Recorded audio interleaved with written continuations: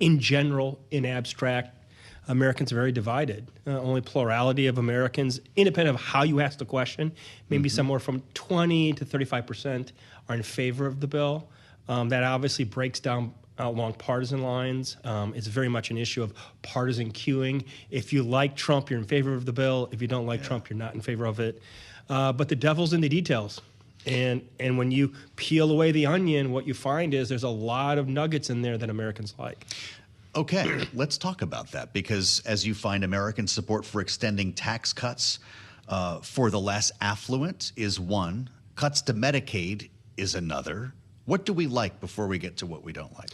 Americans like when the middle class is helped out. Yeah. And so across the board, when you look at the details, look at the items that are in favor of the middle class in one way or another, child tax credit as one, no tax on tips as is another.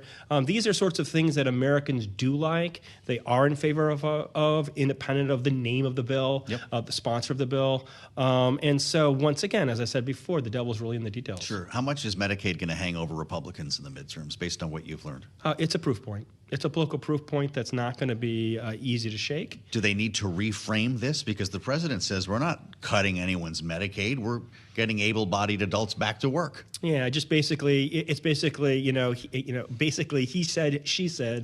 That's what's going to be next year. The Democrats obviously are going to try to favor it in terms of their favor, and the Republicans in terms of theirs. I think it's a problem politically.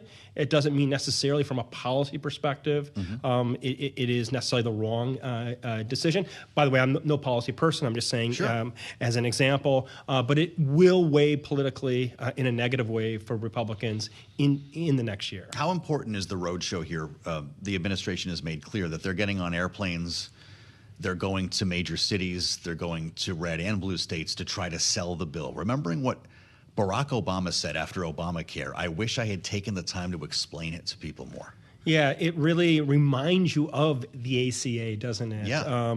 The ACA, the Barack administration left a vacuum there. The Republicans obviously were able to fill it at the time, fill it in a negative way. There's still sort of this negative anchor to it, even though people agree with many of the specifics of the bill. The Republicans really need to go on the offensive to fill that vacuum before the Democrats can, and obviously the midterms will define the timing of that. In our remaining moment with Cliff Young, I want to ask you about Benjamin Netanyahu visiting the White House today, because you were running numbers on how Americans felt about strikes against Iran, about reaching peace in the Middle East. They're talking about a potential ceasefire with Hamas.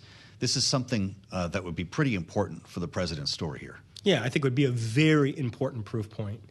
We know, based upon not just polling today, but over the last few years, that especially younger Americans don't like military intervention. They don't like that muscular foreign policy that we've had historically. This would be good to shore up, at least in part, the administration with that oh-so-important segment. I think it would be a huge win if they were able to do that.